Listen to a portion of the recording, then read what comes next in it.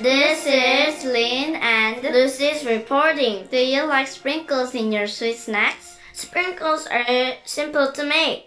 You need powder made from sugar, corn syrup, Vanilla essence, water, and food coloring. You will mix the ingredients until you get thick but smooth icing.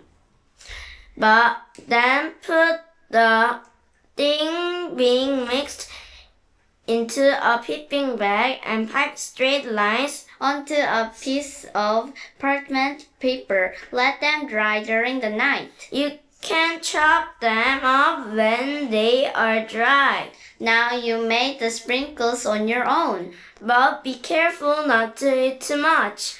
Wait! If you like this video, like and subscribe!